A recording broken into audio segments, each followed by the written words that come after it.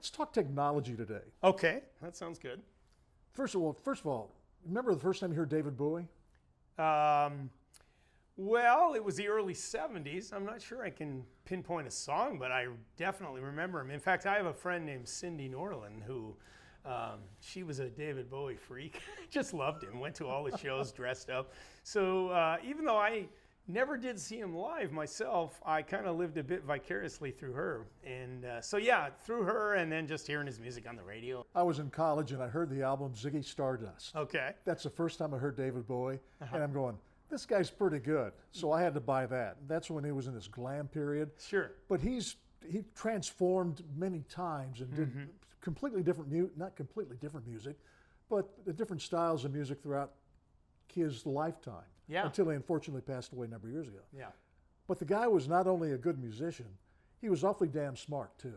He was. And thoughtful. Why we're bringing up David Bowie today, and technology, because we have our phones with us. I spend a lot of time, we all do, on our phones, and also I spend quite a bit of time on YouTube on my computer. And recently I was watching clips. I sort of have an algorithm, I guess, we all do, and things pop up. And anyway, David Bowie came up, and the headline was his take on the internet, and it was recorded many, many years ago. So let's take a listen. This is David Bowie's prediction, I guess is the best way to put it, of how the internet was going to turn out. And this was recorded back in 1999. At the time, up until at least the mid-70s, really felt that we were still living under the,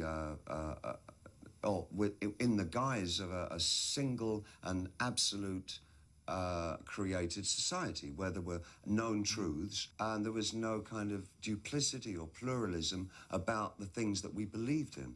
That started to break down rapidly in the 70s, and the idea of a duality in the way that we live.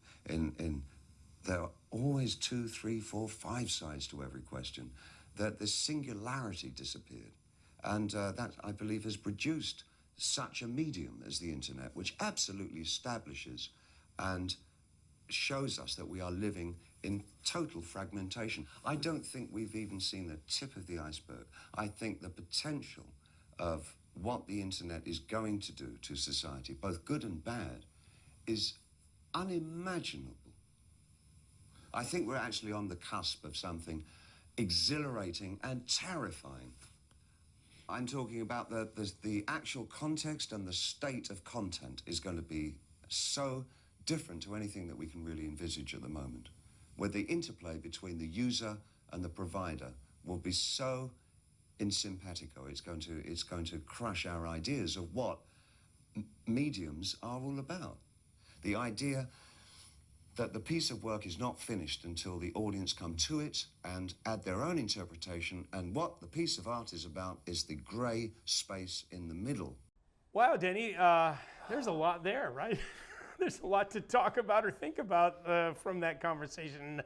I mean, it was pretty amazing, right? I thought I was smart when I bought a Tandy computer from Radio Shack right. back in the late 80s. Yeah. He saw something that I never saw. I mean, the way technology has gone these days, it has made our lives so much easier on the one hand, it is so powerful on the other hand.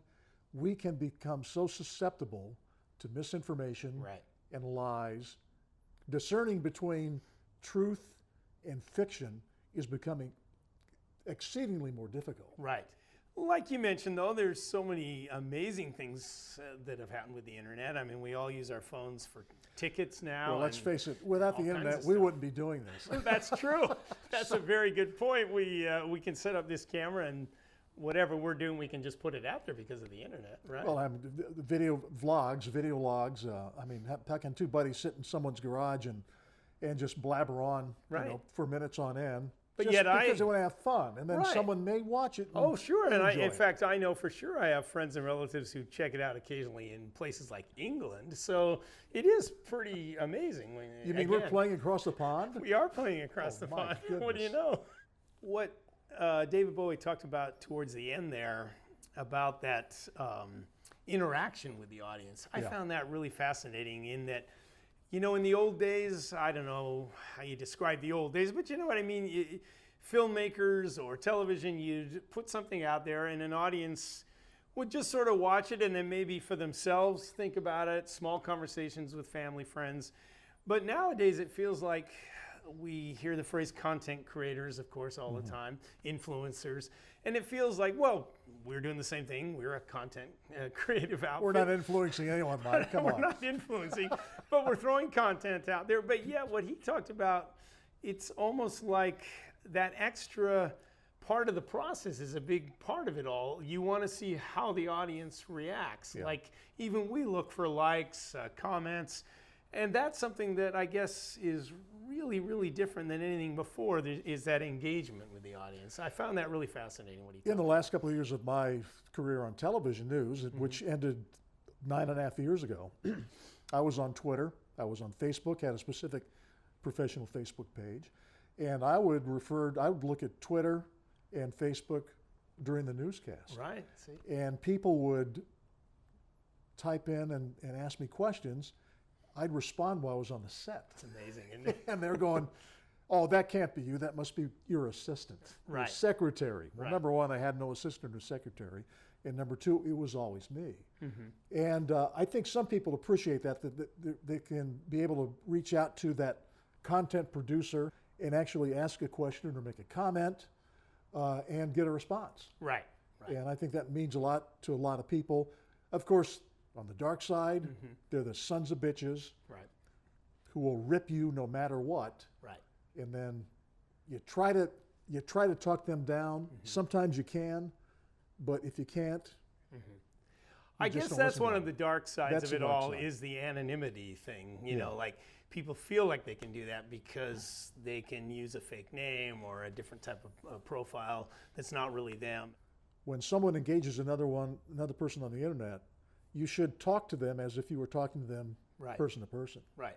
But you know that they're hiding behind their anonymity, Yep. and they feel free to say whatever they want and to blast whatever they want. Yeah, and they name call and make it personal, and yeah, that's a shame. Anyway, well, David Bowie, thank you. May you rest in peace, of course, Yes. for giving us a topic for another episode of Blakes and Bounds in Studio G. I think it was a kind of provocative video clip, so that's why we went with it. Yeah. Time to put on a David Bowie CD. Okay, we'll listen to some Bowie music right after this.